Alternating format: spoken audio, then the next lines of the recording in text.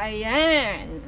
Sagittarius, Sun, Moon, Rising, and Venus placements. Ayan. Magandang araw po sa inyong lahat. Welcome back po dito sa Bonum Magos PH. My name is Angel Francia Feliciano po. So, ayan. Magandang araw po sa inyong lahat.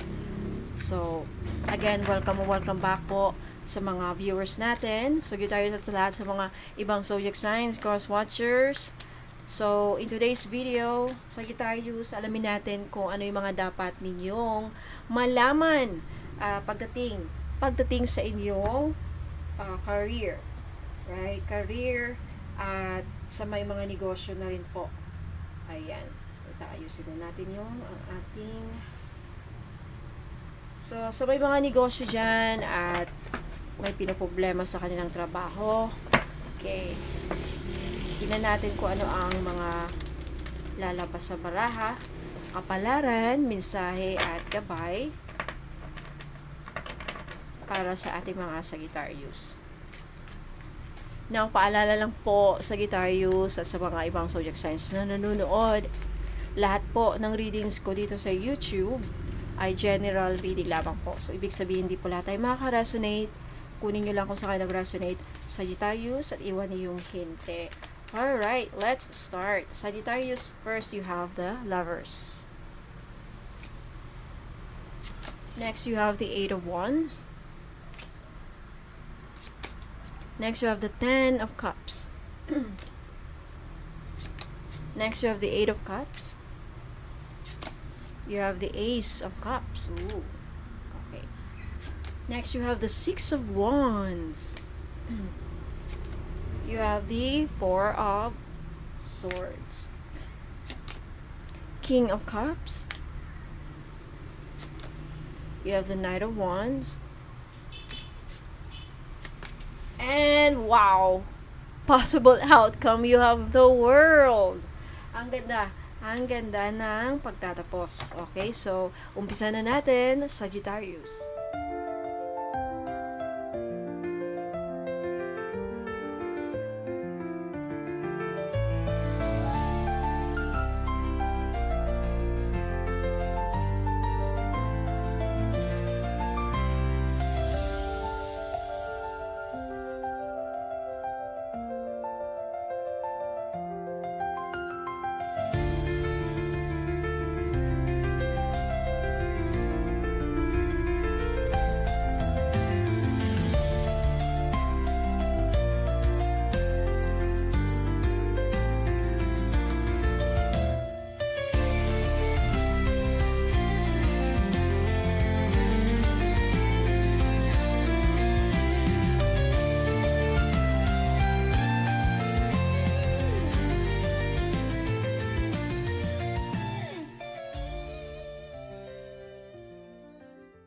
Alright, Sagittarius, let's start with your current situation sa career o negosyo. Let me just move this up here para makita nyo yung card. Okay, first you have the Lovers as your current situation sa career and negosyo or sa negosyo. Now, ang Lovers ay hindi lang tungkol sa romantic connection. In this position, it talks about alignment and choices. So, sa aspeto ng iyong career, pinapakita nito nasa gitna ka. Some of you, or if not others of you, ay nasa gitna ng major crossroad ngayon. Maaring may dalawang landas o direksyon na pareho mong gusto. Ngunit, kailangan mong pumili ng daan na tunay siguro nakakaayon sa puso mo. Something that you want. Something that you love. So, some of you nahihirapan ding pumili. Right? Possibly because ito yung gusto mo, pero ito yung dapat mong gawin kasi siguro mas malaki ang sahod, mas malaki ang opportunity na bibigay, pero ayaw mong gawin. Something like that. So, again, maaaring may dalawang job offer or dalawang business path o dalawang desisyon kung mananatili ka ba o lilipat or something like that again. So, ang puso mo, parang gusto mong sundan yung passion mo. Ngunit yung isipan mo ay maaring nakatutok rin sa stability or sa pera. So, ang universe ay magtuturo sa'yo ngayon, Sagittarius, na hindi lahat ng stable ay makabuluhan, right? Minsan, ang satisfaction ng ating soul, kaluluwa, ay magdadala sa tunay na sinasabi nating kasaganaan. So, ganyan talaga minsan. So, sa mga darating na linggo, may oportunidad o partnership na magbibigay linaw sa iyo kung saan ka dapat tumutok, na kung ikaw ay self-employed, may lalapit na taong pwedeng maging important collaborator o investor. Pero bago ka pumirma, siguraduhin mong pareho kayo ng values o talaga magkasundo kayo, or later walang sisihan, walang away na mangyayari o walang problemang kakaharapin. This card also foretells a distant connection sa career. Okay, maaring soulmate energy sa business, mentor, o client na magtutulak sa'yo papunta sa mas mataas na level. So, ang message sa'yo dito or advice, Sagittarius, piliin mo hindi lang kung ano ang mga maganda sa papel, kundi kung ano ang magpapasaya sa'yo sa kaluluwa. That is what the lovers. But you know what? The presence of an angel here means that whatever decisions you have, ipaubaya mo sa langit. Ipaubaya mo kay Diyos, ipasa Diyos mo, o humingi ka ng guidance sa archangels na gumagabay sa iyo. Meron. Ayan. But lahat naman tayo meron. Alright, punta tayo sa malaking hamon mo, 8 of Wands. Malaking hamon. So, dito, 8 of Wands, ang barahang ito ay puno ng, this talks about bilis, mga galaw, momentum. Pero bilang challenge para sa iyo, nangangahulugang itong sobrang bilis ng energy sa paligid mo, halos wala kang pahinga. Possibly, right? So, possibly na may bigla ang projects or deadlines o pagbabago sa sistema ng trabaho mo. No, minsan, gusto mong matapos lahat agad-agad, kaya ka napapagod o kaya ka mapapagod. Na sa mga ibang Sagittarius, ito rin ang sinyalis ng information overload. Sobrang dami ng ginagawa mo o pinaplano mo, nawawala ka sa focus. So, may paparating na big announcement o opportunity, possibly a promotion, possibly an expansion, opportunity to expand, a new client deal perhaps as well, pero mangyayari ito ng biglaan. Kailangan mong maging ready emotionally at mentally. Na kung may delays sa mga projects mo ngayon, huwag kang mainip. Pag gumalaw ang energy ng 8 of Wands, lahat bibilis sabay-sabay. So, expect a sudden breakthrough before the year ends. And also, maaring may travel ka related for work, related sa business. So, magkakaroon din ng proposal na may kinalaman sa ibang lugar, ibang bansa, o online platform. Ang advice sa'yo dito, i-manage mo ang energy sa ngayon. Kung hindi mo kaya lahat, learn to prioritize. The universe says, hindi lahat ng mabilis ay kailangan mong sabayan. Punta tayo sa nakaraang nakaapekto. So, ang lumabas, 10 of Cups. Now, usually, again, 10 of Cups is about emotional happiness and fulfillment. So, maybe in the past, nagkaroon ka ng phase kung saan masaya at buo ang pakiramdam mo sa work o business, right? For you, it was such a blessing na dumating yung trabaho mo, dumating yan ang trabaho. Like, nung nakuha mo yung trabaho or na-achieve mo yung business na yan o sa career na yan, laking blessings ang ibinigay sa'yo, pati sa pamilya mo.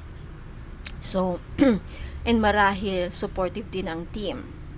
Loyal ang mga clients o success na nagbibigay talaga sa'yo, as well as inner peace. Pero ngayon, parang hinahanap mo uli yung feeling na yon, right? Hinahanap-hanap mo ulit yung ganong feeling na maranasan nyo ulit. Na may bahagi sa puso mo na gustong maibalik yung spark at harmony na minsan na-experience nyo in the past. Now, the 10 of Cups reminds you that emotional satisfaction is as important as financial gain. Okay, this reminds you that emotional satisfaction is as important as financial gain. So, maaring bahagi ng hamon mo ngayon ay paghahanap ng environment na tunay na align sa values mo, hindi lang basta may sweldo, kundi para sa iyo may dala ding meaning.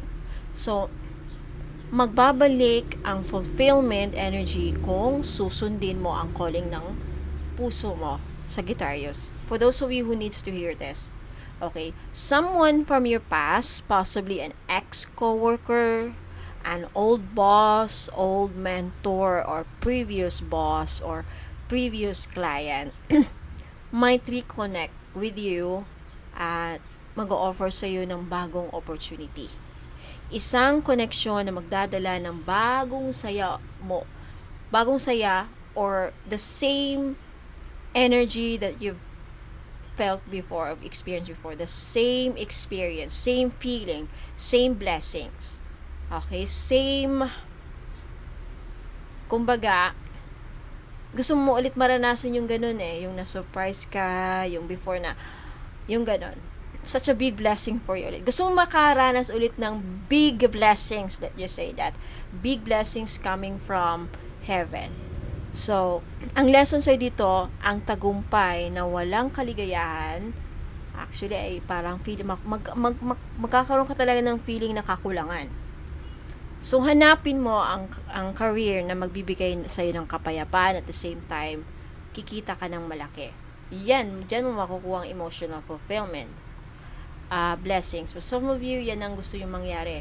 So, ngayon, punta tayo sa nakatagong lakas mo at asset. Ito, nito. 8 of Cups. So, ito, ang asset mo or nakatagong lakas mo is yung hidden strength mo, ay yung kakayahan mong mag-let go at magsimula mulit kahit mahirap. Merong kaya mong talikuran ng isang trabaho, isang career na hindi na nagbibigay sa iyo ng anumang fulfillment. Possibly, hindi na nagbibigay sa iyo ng sapat na sahod. Hindi ka na nabibigyan ng sapat na sahod, hindi ka pa masaya, bagkos nahihirapan ka na. So, you have no choice. Kailangan mo let go. May mga tao kasi nahirap yan bitawan kasi sa sobrang pangangailangan, right? But for you, Sagittarius, kaya mo. Yan yung asset mo ngayon. Yan yung nakatago mong lakas. Kaya mo. Where others cannot do it. So, ibig sabihin, marunong kang iwanan yung mga bagay o sitwasyon sa career mo o negosyo mo na hindi na possibly din align sa soul mission mo, but mostly this is something na hindi na nagbibigay sa iyo ng fulfillment. Remember, this is what you're looking for. Something from the past. Gusto mo ulit maharanasin yung big blessings.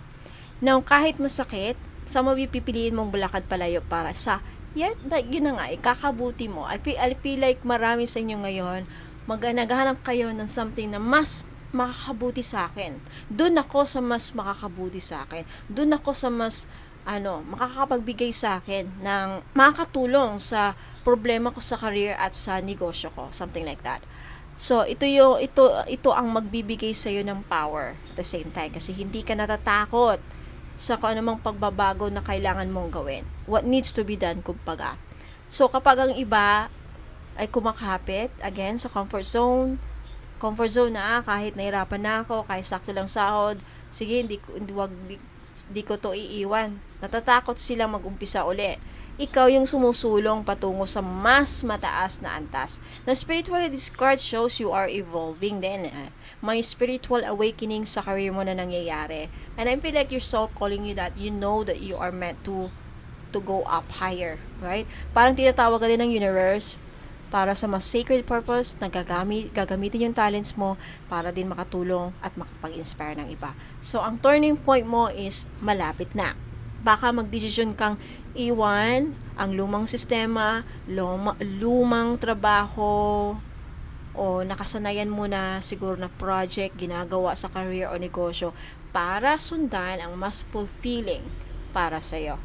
You will also attract new opportunities once you've closed old cycles. And then the 8 of Cups also hints at travel. Again, travel. Or relocation for work. Ma-relocate kayo sa trabaho na kung matagal mo nang iniisip, ito ang sinyalis na tama nga ang gagawin mo. Nasa tama kang direction. Okay, hidden power mo, courage to walk away.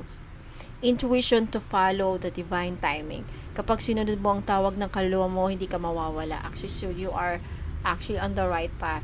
Now, kalagayan ng yung kapaligiran was the status of the environment. Kumbaga, you have the Ace of Cups.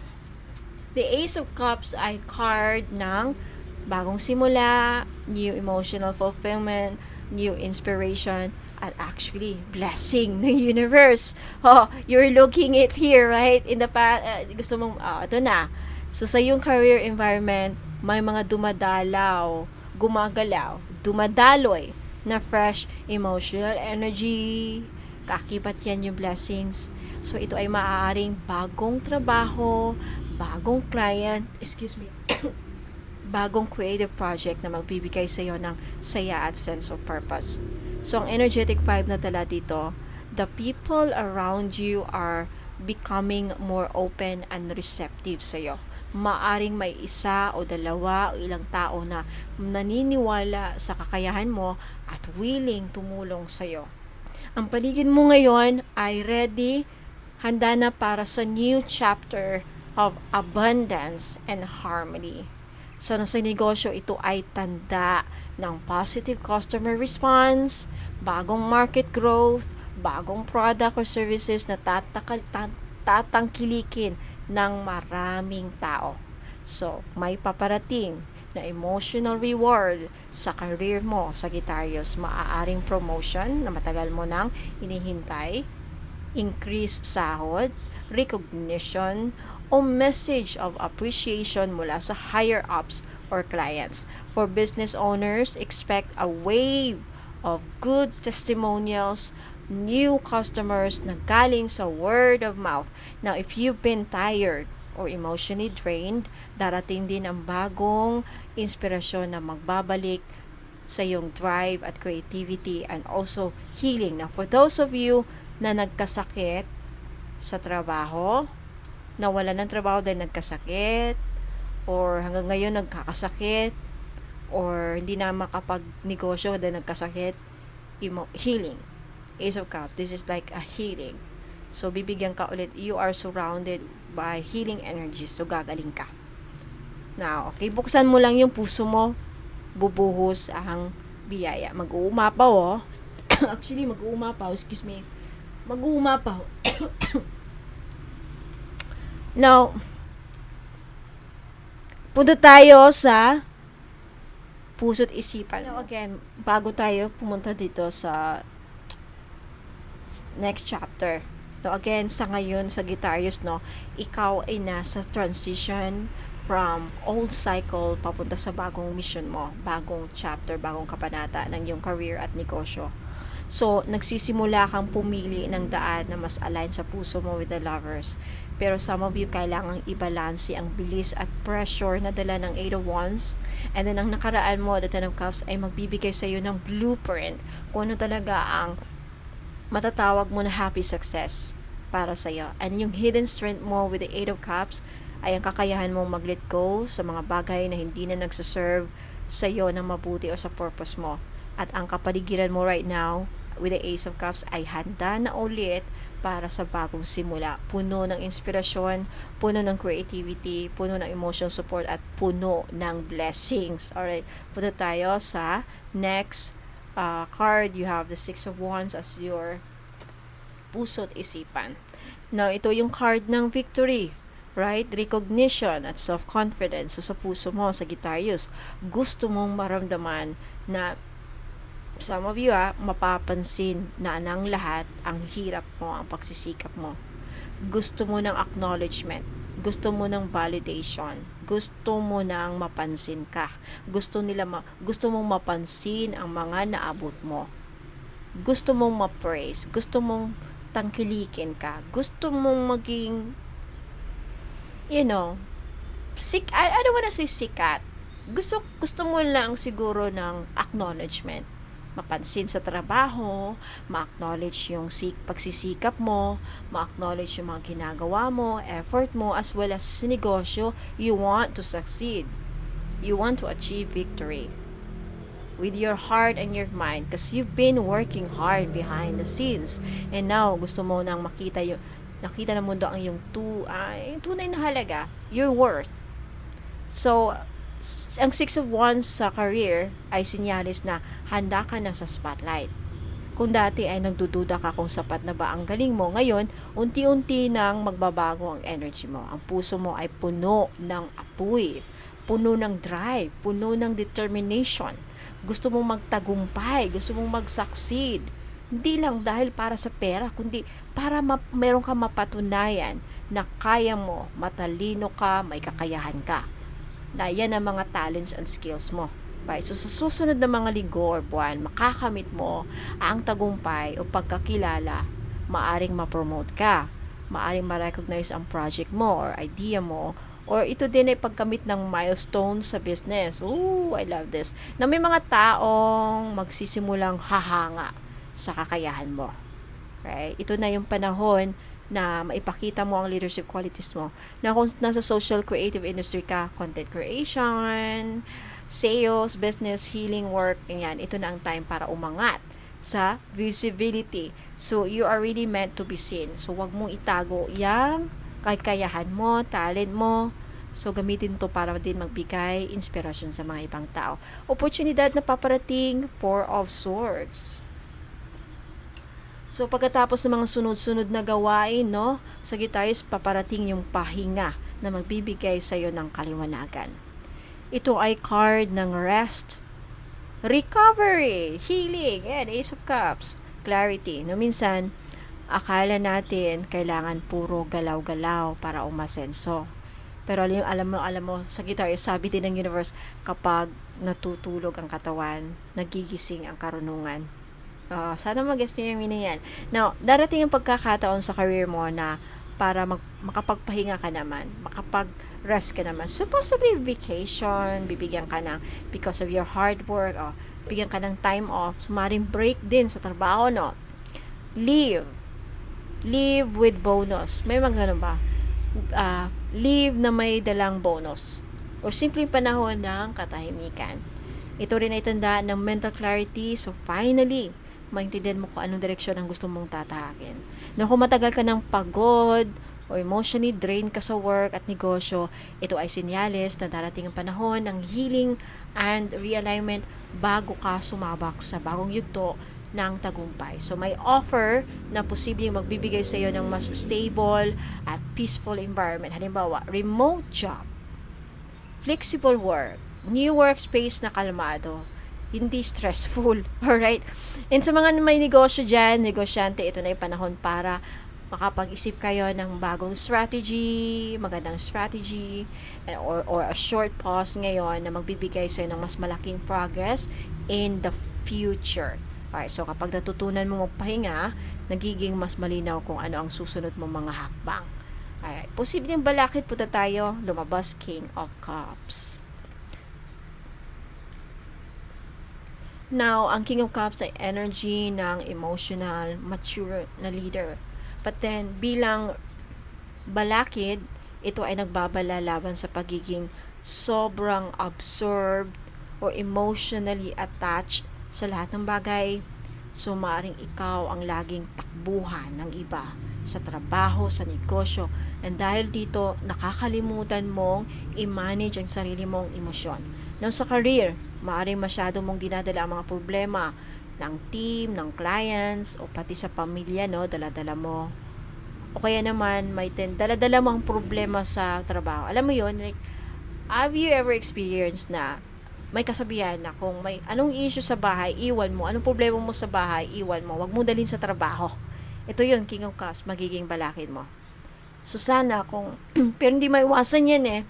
Pero kaya nga, andito ako para magbigay gabay para hindi maapektuhan ang trabaho mo. Kung ano man mga pinoproblema niyo sa love life, kung ano problema ninyo sa family issues, huwag niyong dalhin sa trabaho. Okay. O kaya naman, may tendency kang magkaroon ng suppressed emotions para mabukhang composed sa trabaho, pero deep inside, pagod ka na, may pinoproblema ka, nadadala mo sa trabaho, yun ang panganib dito, ma-burn out ka o magkaroon ng emotional imbalance. So, again, maaaring may situation soon na kailangan mong kontrolin ang emotion mo. Like I said, kung may problema kayo sa love life, sa family, sa loob ng tahanan, sana hindi nyo madala sa trabaho o sa negosyo. Lalo na kung may conflict, ayan, difficult people sa paligid, na kung ikaw naman ay nasa posisyon of authority like manager, healer, entrepreneur, napakahalaga. Yan na, makaya mong kontrolin. Siguraduhin hindi mo nauubos ang energy mo sa pag-aalaga ng iba. And then matutong maglagay ng emotional boundaries dahil kapag pagod ang puso, pati inspirasyon ay hihina.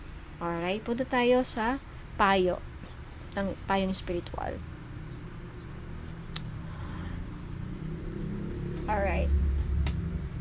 So, remember the challenge. If you remember the challenge, the Eight of Wands, yung daming mga bilis sa pangyayari, no? So, ito yung payo. The Nine of Wands ay it's all about energy, adventurous, pagiging bold and passionate, and of course, punong-puno ng energy. So, ang yung spirit guys ngayon nagsasabi, ito na yung oras para sundan mo ang apoy ng inspirasyon mo. Huwag ka nang maghintay ng perfect timing. Ayan, at kumbaga, this is you to take action at the same time, delegate. Na this card urges you to take bold moves sa career. Kung may gusto kang i-launch sa new business, YouTube project, creative idea, o career change, ito na ang sign na dapat simulan mo na.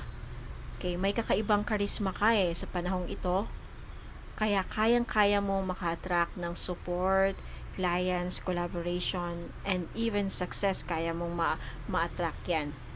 So, darating ang panahon ng expansion mo sa career o negosyo. Either madadagdagan ka ng client sa negosyo, madadagdagan ang reach mo online, magbubukas ito ng bagong project, and pwede rin mag-offer sa iyo ang company or boss mo ng travel-related work or relocation na magbubukas ng mas malaking oportunidad para sa iyo.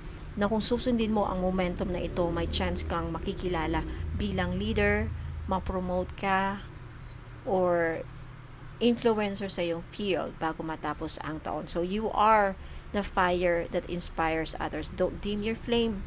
Okay? Sa guitarist, the world needs your light. Punta tayo sa possible outcome.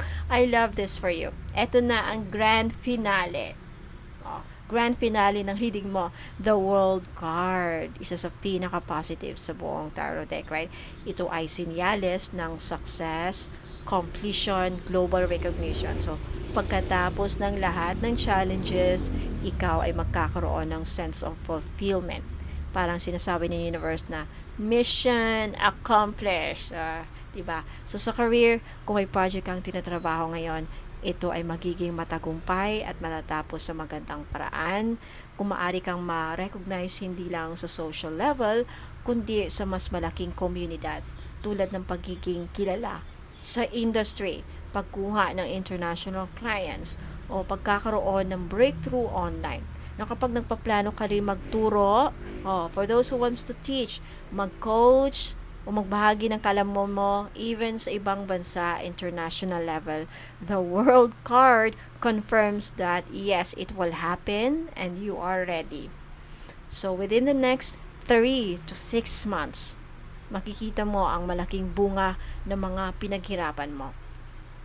You will achieve a milestone within 3 to 6 months. You will achieve success. You will achieve victory. So, maaari mabukas din ito ng bagong chapter kung saan ikaw na mismo ang magiging inspirasyon ng iba. The world also indicates travel, international or local expansion, at public success.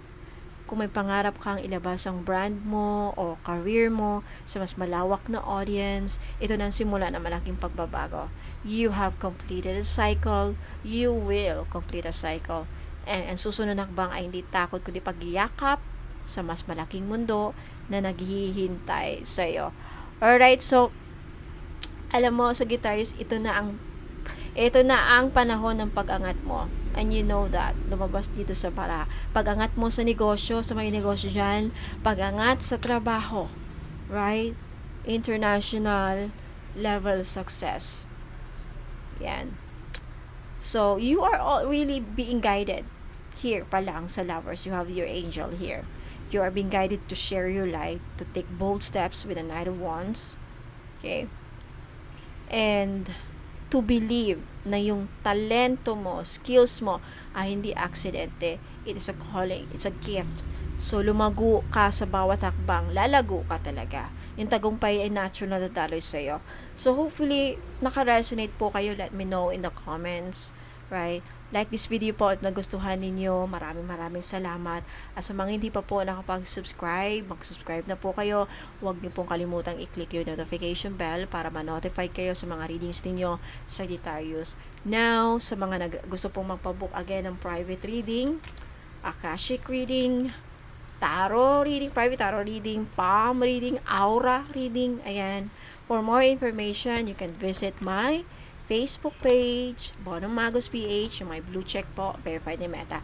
For more inquiries, for more information about my mga items, services, huwag muna kayong aalis, magbabalik po ako for announcement. Ingat po and God bless. Okay, so, mga madam at sir, if naghahanap po kayo ng mga items na makakatulong sa inyong mga pinoproblema sa bawat aspeto na yung buhay, or if gusto nyo rin iregalo, okay, pwede kayong bumili sa akin dito ng mga crystal bracelets.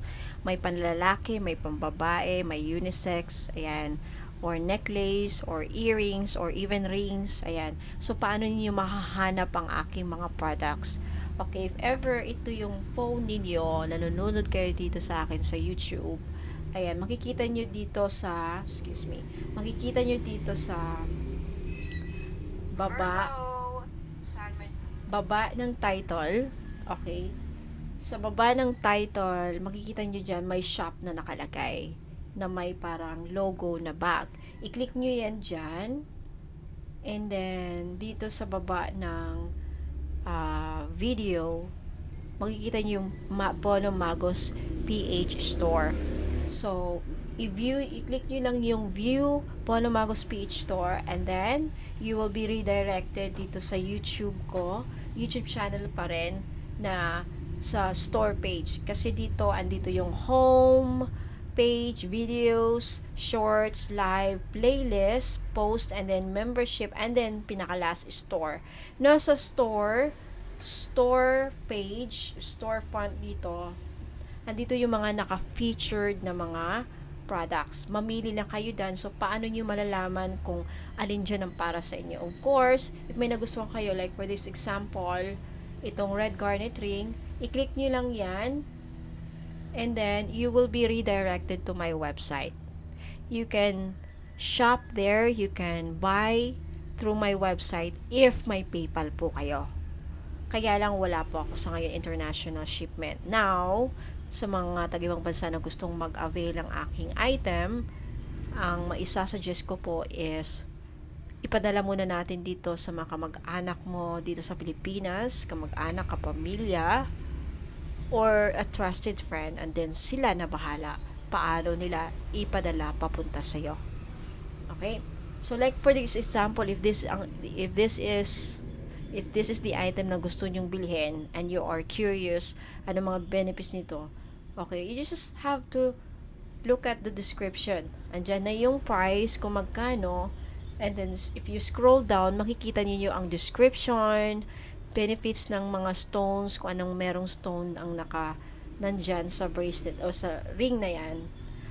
For bracelet naman, balik tayo. Like for this one, example, you're interested on this protection, may protection na, anti-usog pa, healing at lucky charm bracelet. So, protection na, may dala ng protection, anti-usog pa, may dala pang healing, at nagbibigay pa pampaswerte. So, bracelet, andyan na. Okay, makikita nyo ang description dyan, benefits ng bawat stone. So, if you've decided to buy this, at gusto yung bilhin, at wala kayong PayPal, hindi nyo kayang bumili dito sa website, take a screenshot. Pag na-screenshot nyo na yan, ipadala nyo yung screenshot dito po sa Facebook page ko. Okay? Yung Facebook page ko, make sure ang nahanap nyo ay yung my blue check. Yung my blue check